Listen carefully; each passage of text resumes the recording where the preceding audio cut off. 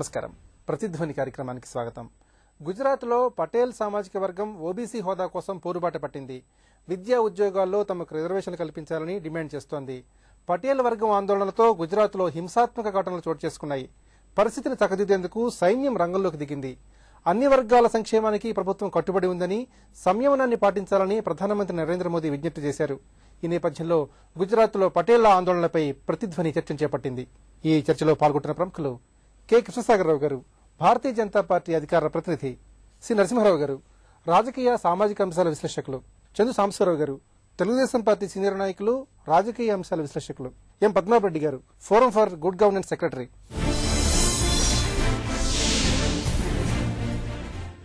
కృష్ణసాగరరావు గారు, గుజరాత్లో పటేల్ సామాజిక వర్గం ఓబీసీ హోదా కోసం ఆందోళన బాట పట్టింది. మరి దీనికి సంబంధించిన నేపథ్యాన్ని, పూర్వాపరాలని ఏ విధంగా విశ్లేషించుకోవాలి?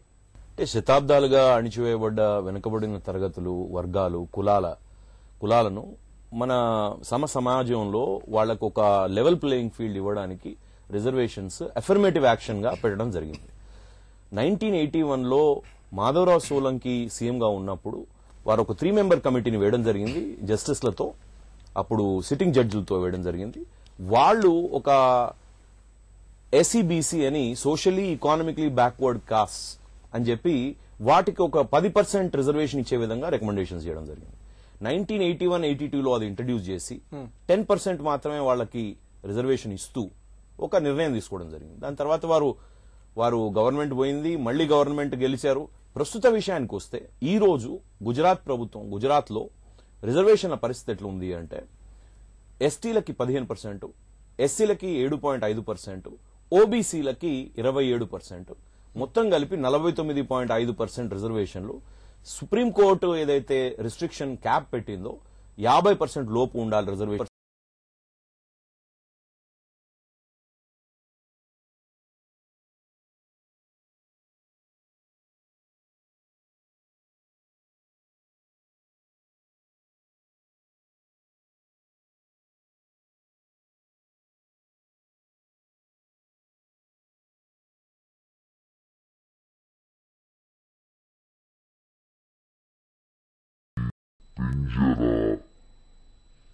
మోద్గంజ్ అంటే ముస్లింగంజ్, ఇట్లాంటివన్నీ కూడా దానిలో ఉన్నాయి. అయితే సిపాయి అనేది మొన్న ఈ ఇష్యూ స్టార్ట్ అయినప్పుడు నిన్నగాక మొన్న ఒక డెసిషన్ తీసుకొని ఓ 2 కులాలని కూడా ఓబీసీలో జాయిన్ చేయడం జరిగింది. అయితే పటేల్ విషయానికి వస్తే చాలా అఫ్లూయెంట్ కమ్యూనిటీ, ఎంటర్ప్రినల్ కమ్యూనిటీ. 150 వరల్డ్ మొత్తంలో వాళ్ల సర్నేమ్ 154వ ఫెమిలియర్ నేమ్. అంత ఫెమిలియర్ కమ్యూనిటీ, అంత పెద్ద కమ్యూనిటీ. ఈ రోజు వాళ్ళు ఓబీసీలో మమ్మల్ని జాయిన్ చేయండి, మాకు కూడా 27% రిజర్వేషన్లు కావాలి చదువులో, ఉద్యోగాల్లో అని అడగడం ఈ అఫర్మేటివ్ యాక్షన్ స్ఫూర్తికి వ్యతిరేకం, రిజర్వేషన్ల స్ఫూర్తికి వ్యతిరేకం. చాలా మంది కులాల్లో ఉన్నవాళ్ళు, స్పెషల్లీ ఈ కంటెంపరీ ఏజ్ లో ఉన్నవాళ్ళు, వాళ్ళు ఏమనుకుంటారంటే అసలు రిజర్వేషన్లు అవసరమా, రిజర్వేషన్లు ఎకానమిక్లీ బ్యాక్వర్డ్ వాళ్ళకే అవసరం అయితే సరిపోతుంది కదా, కులాలతో ఏంది అనే ఒక చర్చ కూడా జరుగుతా ఉన్నది. స్పెషల్లీ ఈ పటేల్ ఉద్యమం తర్వాత ఆ చర్చ పెరిగే అవకాశం కూడా ఉంది. దాంట్లో నేను మీ ద్వారా ప్రజలకు చెప్పాల్సిన అవసరం ఏముంది అంటే, ఇది ఓన్లీ ఎకానమిక్ బ్యాక్వర్డ్నెస్ తో కాదు. రిజర్వేషన్స్ అంటే social backwardness, cultural backwardness, emotional backwardness. వాళ్ళు తరతరాలుగా వాళ్ళని ఒప్రెస్ చేయబడ్డారు కాబట్టి వాళ్ళకి అన్ని విధాలుగా, వాళ్ళకి కొన్ని తరాలైనా వాళ్ళకి ఒక అడ్వాంటేజ్ ఇచ్చి వేరే వర్ణాల మీద వాళ్ళని మనం పైకి తీసుకొచ్చే విధంగా ఉండడమే అఫర్మేటివ్ యాక్షన్ అంటాం. దాన్ని జస్టిఫై చేయలేము, దానికి లాజిక్ ఉండదు, మనం యాక్సెప్ట్ చేయాల్సింది. ఎందుకంటే సమసమాజం అనేది ఎప్పుడు మనం ప్రయత్నం తప్పించేది ఎప్పుడు కూడా సాధ్యం అవుతుందని నాకు అనిపించదు. మనం ఉన్న ఎకానమిక్ మోడల్ కానివ్వండి, మనం ఉన్న పొలిటికల్ మోడల్స్ కానివ్వండి, గవర్నెన్స్ మోడల్స్ లో కానివ్వండి. నేను అనేది ఏంటంటే, హార్దిక్ పటేల్ అనే వ్యక్తి ఈ రోజు పటేల్ కమ్యూనిటీకి ఒక ఆశ చూపించి, నేను మిమ్మల్ని తీసుకుపోయి ఓబీసీలో జాయిన్ చేస్తాను, 27% రిజర్వేషన్ ఇప్పిస్తాను అని అనడంతో ఎంత పెద్ద అభివృద్ధి చెందిన గుజరాత్ ప్రాంతం, రాష్ట్రం అయినా కూడా అక్కడ కూడా నిరుద్యోగులు ఉన్నారు కాబట్టి వాళ్ళందరికీ ఒక ఆశ కల్పించడం జరిగింది. నేను మీ ద్వారా మళ్లీ ప్రజలకు చెప్పేది ఏంటంటే, గుజరాత్ ప్రభుత్వం అన్ని, అంటే ప్రజాస్వామ్యంలో ఎవరు ఏదైనా అడగొచ్చు, వినడానికి ప్రభుత్వాలు ఉండాలి. మా చీఫ్ మినిస్టర్ గారు ఒక 7 మెంబర్ కమిటీని ఒక మినిస్టర్ గారు హెడ్ చేస్తూ, నితిన్ పటేల్ గారు, వారితోని ఒక 7 మెంబర్ కమిటీని వేయడం జరిగింది. ఆ కమిటీ వీరితోని 11వ తారీఖు నాడు, ఆగస్టు 11వ తారీఖు నాడు ఒక రిపోర్ట్ ఇవ్వడం జరిగింది. 17వ తారీఖు నాడు హార్దిక్ పటేల్ ని పాస్ అనే ఆయన ఆర్గనైజేషన్ ఏదైతుందో పాటీదార్ అన్మత్ ఆందోళన్ సమితి వారిని పిలవడం జరిగింది. ఆయన రాలేదు, టాక్స్ కి రాలేదు. ఆయన టాక్స్ కి రాకపోవడం మొదలుపెట్టిన జూలై 6th కి మొదలు పెట్టారు. వారు 1 month లో 100 ప్రోగ్రాములు చేసి ఎక్కడెక్కడ అంటే విస్నగర్ అనే ఒక ప్లేస్ లో పెద్ద ఎత్తున వైలెన్స్ జరిగి 152 మందిని అక్కడ అరెస్ట్ చేయడం జరిగింది. ఈ రోజు 25వ తారీఖు నాడు ఆయన పెట్టిన పెద్ద ర్యాలీ తర్వాత కూడా వైలెన్స్ జరగడం జరిగింది. ఇప్పుడు కర్ఫ్యూ నడుస్తా ఉన్నది నిన్న ఈ రోజు. కాబట్టి ప్రజాస్వామ్యంలో మనకు కావాల్సిన డిమాండ్స్ అడగొచ్చు, కానీ it has to be peaceful. Narasimha Rao గారు, పటీదార్ ఆందోళన సమితి ఆధ్వర్యంలో గుజరాత్ లో పెళ్లిబిక్కిన ఉద్యమం దేశవ్యాప్తంగా రిజర్వేషన్ల అంశాన్ని మరోసారి తెరపైకి తెచ్చింది. మరి దేశవ్యాప్తంగా రిజర్వేషన్ల అంశం తేనెతుట్ట మరోసారి కదిలినట్టుగా దీని ద్వారా మనం భావించవచ్చా? అసలు రిజర్వేషన్ల అవసరం ఎవరికి ఉంది? రిజర్వేషన్ కావాలని ఎందుకు కోరుతున్నారు? 2 విషయాలు, ఒకటి ఉద్యోగాలు, 2 చదువు. ఉద్యోగాలు ప్రభుత్వంలో ఒక 1% ఉద్యోగాలే ఉన్నాయి. అంటే మొత్తం జనాభాలో 1%కి ప్రభుత్వ ఉద్యోగాలు లభ్యమవుతాయి. అంటే ఒక కులంలో కూడా ఒక 1% లభ్యమవుతాయి. ఒక గ్రామంలో ఒక 1000 మంది దళితులు ఉంటే వాళ్ళు 10 మందికి మాత్రమే ఉద్యోగాలు వస్తాయి. వీళ్ళు 990 మందికి ఉద్యోగాలు రావు. కానీ చదువుకుంటాకి ఎక్కువ మంది, దాదాపు 500 మంది చదువుకోవాలనుకుంటే 1000 మంది ఉంటే వాళ్ళకి ఖచ్చితంగా రిజర్వేషన్లు కావాలి. అక్కడ ఇంతవరకు ఎడ్యుకేషన్ పూర్తిగా విస్మరించడం జరిగింది గుజరాత్ లో. ఈ మోడీ రాకముందు దాకా కూడా ఇంజనీరింగ్ కాలేజీలు 22 ఉన్నాయి. మోడీ వచ్చాక ఇంకో 100 కాలేజీలు చేశారు, 120 అయింది ఇప్పుడు ఇంజనీరింగ్ కాలేజీలు.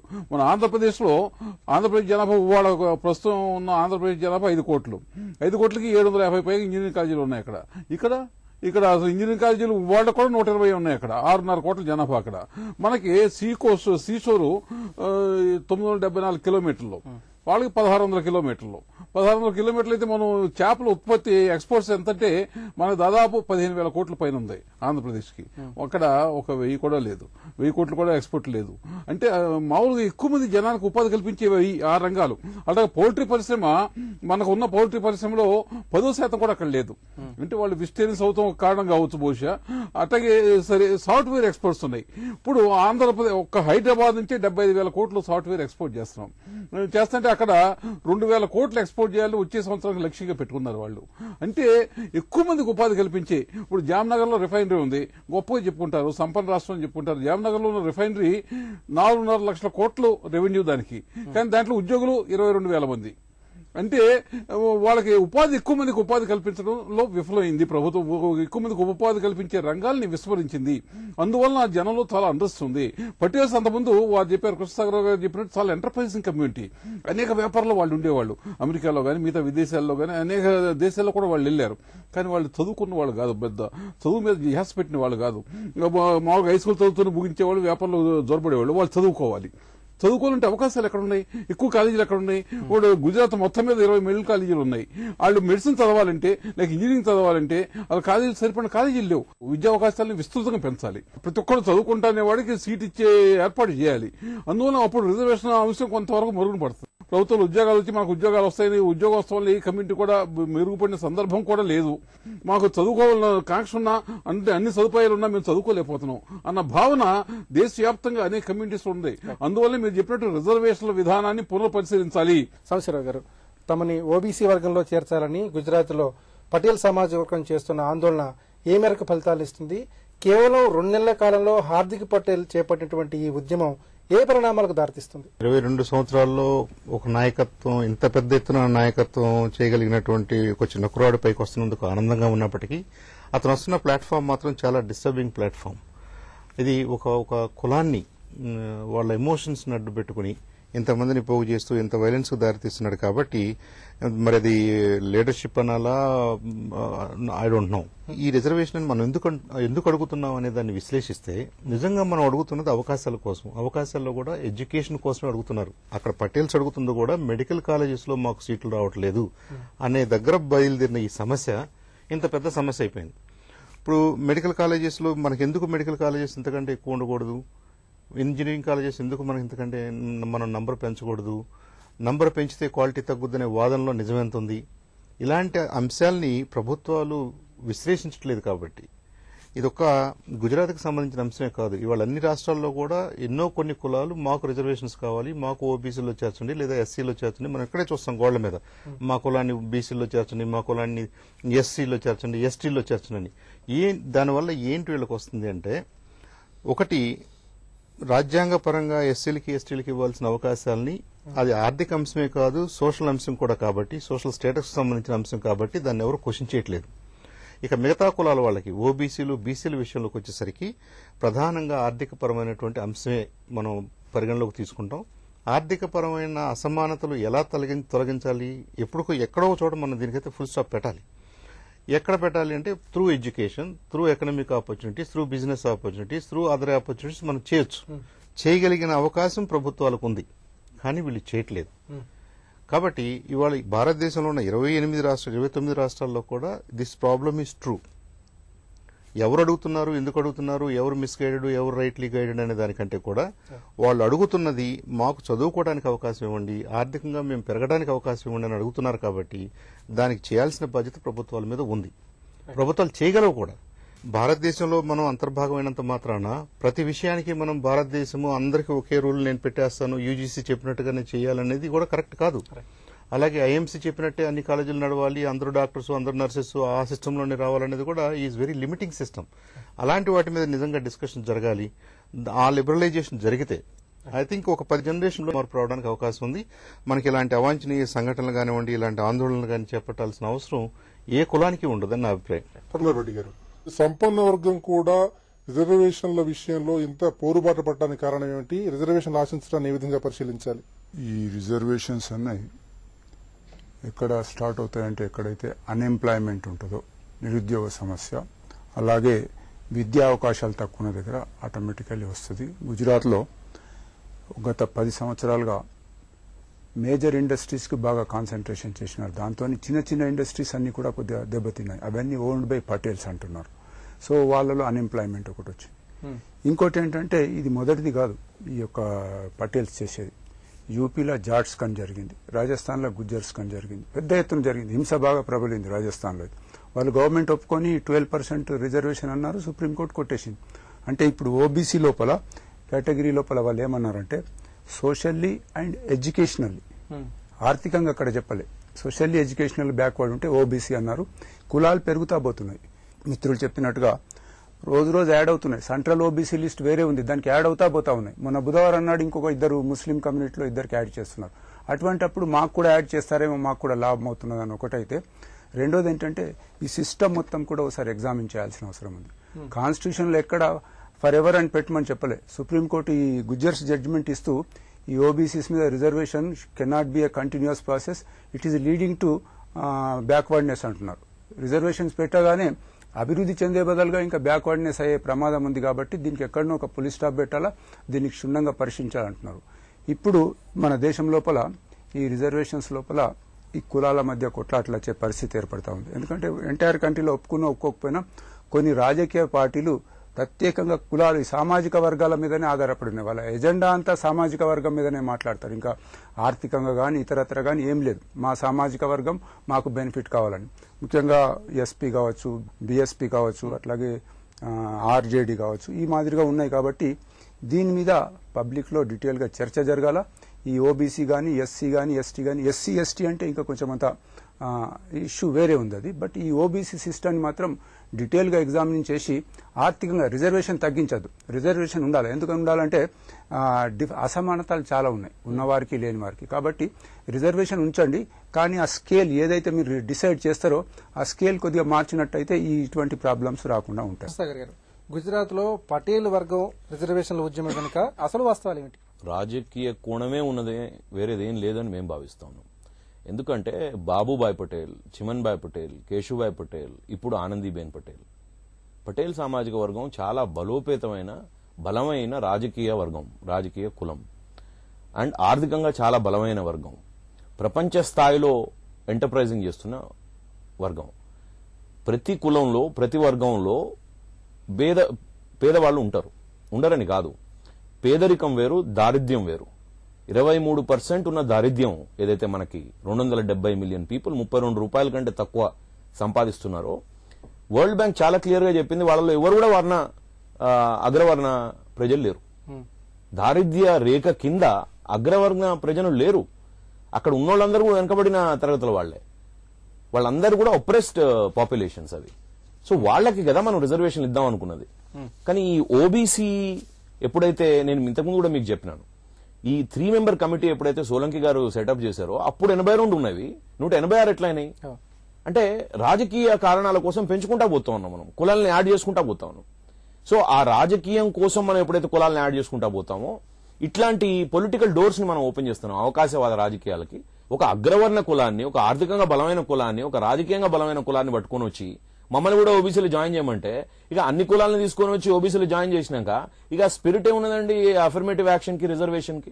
దాని వెనుక చాలా రాజకీయ పార్టీలు, మా ప్రత్యర్థ రాజకీయ పార్టీలు వాళ్ళు చేయగలిగినంత వాళ్ళు ఫ్యూయల్ ఫైర్ కి యాడ్ చేస్తా ఉన్నారని కూడా మేము గట్టిగా నమ్ముతా ఉన్నాం. ఇప్పుడు మీరు గుజరాత్ లో చూస్తే అల్లర్లు చేస్తున్నది యువత. వీళ్ళు 17, 16, 17, 20 సంవత్సరాల యువత, పెద్దోళ్ళు ఎవరు లేరు. వాళ్ళు కార్లలో వచ్చి ర్యాలీస్ చేసి పోతా ఉన్నారు. కార్లలో వాళ్ళకు ఓబీసీ కావాలంటారు. కార్లు, స్పీడ్ బైక్స్, స్పోర్ట్స్ బైక్స్ మీద వచ్చి ర్యాలీలు చేస్తా ఉన్నారు. కాబట్టి అది హింస చేస్తా ఉన్నారు. అక్కడ దగ్గర దగ్గర 90 కోట్ల ఆస్తి నష్టం సూరత్ లో జరిగింది. తర్వాత మెహసానాలో, తర్వాత విస్నగర్ లో చాలా పెద్ద ఎత్తున భారీ నష్టం జరుగుతా ఉన్నది. కాబట్టి ఇది మంచి పరిణామం కాదు. నరసింహరావు గారు, గుజరాత్ లో ఇప్పటికీ రిజర్వేషన్లు 50% చేరుకున్నాయి. ఇక ఏ వర్గాన్ని ఓబీసీ కేటగిరీలో చేర్చే ప్రసక్తి లేదని ముఖ్యమంత్రి ఆనందీబెన్ పటేల్ స్పష్టం చేశారు. అలా అయితే రిజర్వేషన్ల విధానాన్ని పూర్తిగా రద్దు చేయాలని హార్దిక్ పటేల్ వర్గం డిమాండ్ చేస్తోంది. మరి మొత్తంగా ఈ అంశాలన్నింటినీ ఏ విధంగా పరిశీలించాలి? గుజరాత్ లో పటేల్ సామాజిక వర్గం అంతా కూడా దాంట్లో 75 నుంచి 80% పైగా బీజేపీని సపోర్ట్ చేశారు. వాళ్ళ సరైన కోరిక ఏంటి, అసలు దాన్ని మనం ఎలా అర్థం చేసుకోవాలన్నది ప్రతి ఒక్కళ్ళు ఆలోచించాలి. రాజకీయ పార్టీలన్నీ కూడా ఆలోచించాలి. వాళ్ళు రిజర్వేషన్ రద్దు చేయమని కూడా అతను అడుగుతాడు. మాకు రిజర్వేషన్ ఇవ్వండి అంటాం కాదు, రిజర్వేషన్ రద్దు చేయండి అంటున్నాడు హార్దిక్ పటేల్. మీరు ఎప్పుడైనా సరే, ఏ ప్రభుత్వం అయినా సరే, కేంద్ర ప్రభుత్వం కానీ ఏ ప్రభుత్వాలైనా ఓ సోషలైజ్ చేసినాయా? రిజర్వేషన్ వల్ల ఆ కులానికి ఎంత ప్రయోజనం జరిగింది, దీన్ని తీసుకొచ్చి ఓబీసీ లిస్టులో పెడతాం వల్ల ఏం ప్రయోజనం జరిగింది వాళ్ళకి అన్నది ఎప్పుడైనా సోషలైజ్ జరిగిందా? వాళ్ళ కేంద్ర ప్రభుత్వం వచ్చింది, ఇతను కొంచెం పాజిటివ్ గా జాగ్రత్తగా ఆలోచిస్తాడని మోడీ అందరూ నమ్ముతున్నారు. అయినప్పుడు ఈ రిజర్వేషన్ పాలసీని మళ్ళీ తిరిగి పునఃపరిశీలించాలి. గుజరాత్ లో 100 ఇంజనీరింగ్ కాలేజీలు శాంక్షన్ చేయమనండి, అలాగే ఒక 20 మెడికల్ కాలేజీలు ఇవ్వమనండి. తక్షణమే కొంతవరకు తగ్గుముఖ పడుతుంది. వాళ్ళు అందరూ కూడా ఉద్యోగ అవకాశాలు లేవని, ప్రైవేట్ ఉద్యోగ అవకాశాల ముందు పోలిస్తే గవర్నమెంట్ ఉద్యోగ అవకాశాలు ఇన్ని, ప్రైవేట్ లో ఉన్న ఉద్యోగుల ముందు పోలిస్తే ఇక్కడ ఉన్న వాళ్ళు ఎంతమంది? ప్రభుత్వాలు ఉద్యోగాలు కల్పిస్తాయని యువత ఎవరు నమ్మట్లా. కానీ చదువుకుంటామని మేము అంటే చదువు కూడా అవకాశాలు కల్పించరా, మమ్మల్ని తిరస్కరిస్తారా? ఒక ఆంధ్రప్రదేశ్ లో ఒక ఉదాహరణ చెబుతా. ఒకళ్ళు ఎంబీబీఎస్ లో ఫస్ట్ వచ్చిన వాళ్ళు, ఆంధ్రప్రదేశ్ లో ఫస్ట్ వచ్చిన వాళ్ళకి పోస్ట్ గ్రాడ్యుయేషన్ సీట్ దొరకలా, వాళ్ళు అప్పర్ క్యాస్ట్ అవుతూ వల్ల. దాన్ని ఎలా పరిగణించాలి మనం? తీవ్రమైన అన్యాయం జరుగుతుందన్న భావన హృదయాలను కలిచివేయటం వల్లనే అన్ని లక్షల మంది ఒక్క కాలుతో ఒక కుర్రవాడు, ఒక యువకుడు, 22 ఏళ్ల యువకుడు పిలవగానే ఇన్ని లక్షల మంది పోగయ్యారు. అంతేపు దానికి ఏదో రాజకీయ దుర్దేశాలు అంటగట్టం గానీ, అతనికి ఏదో దుర్బుద్ధి అంటగట్టం గానీ ఏమాత్రం సరిగా. సాంబశివరావు గారు, గుజరాత్ లో పటేల్ వర్గం రిజర్వేషన్ల ఉద్యమం కోసం ఆందోళనలో బాట పట్టింది. మరి ఇదే ఉద్యమ స్ఫూర్తితో ఉత్తర భారతదేశంలో జాట్లు, గుజ్జర్లు కూడా తమను కూడా ఓబీసీ జాబితాలో చేర్చాలని ఉద్యమ బాట పట్టే అవకాశం ఉందంటారా?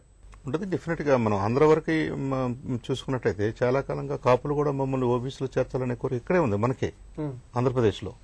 సో ఇదంతా ఏంటంటే ఐ థింక్ ఈ హార్దిక్ పటేల్ అండ్ కంపెనీ వీళ్ళు చేస్తున్నది, it is opening a Pandora's box once again. ఇప్పుడు కాపులకు అవసరం అంటే కాపుల్లో పేదవాళ్ళు ఉన్నారు, వాళ్ళకి అవకాశాలు కావాలి. అలాగే మిగతా కులాలు, బ్రాహ్మిన్స్ లో పేదవాళ్ళు ఉన్నారు, ఇంకో కమ్మల్లో ఉన్నారు, రెడ్డిలో ఉన్నారు, మన రాష్ట్రంలో అన్ని కులాల్లోనూ ఉన్నారు. అలాగే మిగతా రాష్ట్రాల్లో కూడా దట్స్ ట్రూ. ఇప్పుడు మనకున్న కరెంట్ మోడల్ ఆఫ్ రిజర్వేషన్స్ ని డెఫినెట్ గా మనం రివ్యూ చేసుకోవాలి.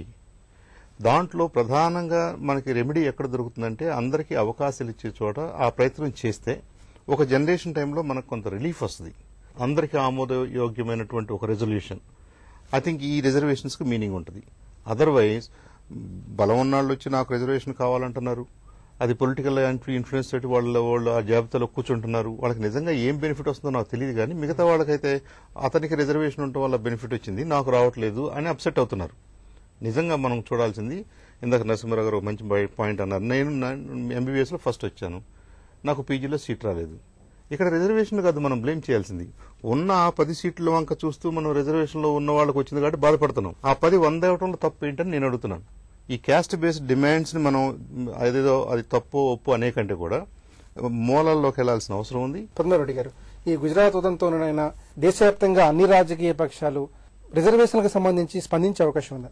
రిజర్వేషన్స్ గురించి స్పందనే కాదు, ఇంకా ఎక్స్ట్రీమ్ పోతున్నారు. రాజ్యాంగంలో ఉన్నది మతపరంగా ఎటువంటి రిజర్వేషన్ ఉండకూడదని. మన రాష్ట్రంలోనే 12% రిజర్వేషన్ కల్పిస్తామన్నారు. అంటే కోర్టు ఒకసారి చెప్పింది ఇది కాదు అని, మళ్లీ ఎలక్షన్ ప్రామిసెస్ చేస్తున్నారు, మళ్ళీ ప్రజలకు చెప్తా ఉన్నారు. అంటే కేవలము ఇది ఒక పేద ప్రజలను సమాజాన్ని డెవలప్ చేయడానికి కాదు, ఓట్ల రాజకీయం తయారైపోయింది. ఇప్పుడు ఈ పద్ధతిలో చూస్తూ ఉంటే ఇది ఒక ఆల్టర్నేట్ వయా మీడియా. ఇంకోటి ఏమన్నారంటే, ఓకే మీరు రిజర్వేషన్ ఇస్తే ఇవ్వండి, కానీ ఒక క్రీమీ లేయర్ పెట్టండి. ఇంతవరకు సుమారు ఒక సంవత్సరానికి 4 లక్షలు 5 లక్షలు దాంట్లో రకరకాలుగా ఇచ్చినారు. దాన్ని ఎవరు ఒప్పుకోలేదే. ఈవెన్ సోకాల్డ్ ఓబీసీలలో కూడా క్రీమీ లేయర్ అంటే వాళ్ళు ఆబ్జెక్ట్ చేసినారు. అది స్టేట్ గా వదిలిపెట్టినారు, మీరే నిర్ణయించండి. ఒక కుటుంబానికి సంవత్సరానికి ఒక 6 లక్షల రూపాయల ఆదాయం అంటే నెలకు 50,000 ఉంటే అయినా ఓబీసీ కింద తీసుకోవద్దు, ఆ క్యాస్ట్ లో ఉన్నా సరే రిజర్వేషన్ ఇవ్వద్దన్నారు. అది ఒప్పుకోవడం లేదు. అంటే ఇది ఎంటైర్ సిస్టమ్ ఏదైతే వర్క్ చేస్తుందో ఎన్నికలను ఓట్లను దృష్టి పెట్టుకుని చేస్తా ఉంది. దేశానికి ఏది లాభము అది ఆలోచించినప్పుడు, అందరు కూర్చొని ఆలోచించినప్పుడు జరుగుతుంది. కానీ లేనట్టయితే ఇది ఇంకా ముందుకు పోయి రకరకాలుగా ఉద్యమాలు. ఇప్పుడు ఇది ఉద్యమానికి కూడా 2 months నుంచి నడుస్తా ఉంది. పెద్దగా ఎవరు పట్టించుకోలే. మనకు కూడా 3-4 దినాల నుంచి పేపర్లలో చూస్తున్నాం. నిన్న మొన్న ఫైరింగ్ అయ్యి ఇది కాకున్నట్టయితే, హింస కానట్టయితే నడిచేది అట్లాగే. ఎక్కడనో కొద్దిగా చిన్న తప్పులతోనే ఆ ఉద్యమానికి పెద్ద ఆల్ ఇండియా లెవెల్ ఇమేజ్ వచ్చింది. నిన్న జరిగిన తప్పు ఇది. నేను అనుకుంటాను తొందరలోనే ఇది కూల్ డౌన్ అవుతుంది. ఆర్థిక వెనుకబాటుతనం నుంచి బయటపడటానికి గుజరాత్లోని పటేల్ సామాజిక వర్గం చేస్తున్న రిజర్వేషన్ డిమాండ్ అత్యంత సున్నితమైంది. ఈ అంశంపై అన్ని పార్టీలు రాజకీయాలకు అతీతంగా బాధ్యతాయుతంగా వ్యవహరించాల్సి ఉంది. ఇది నేటి ప్రసిద్ధి. నమస్కారం.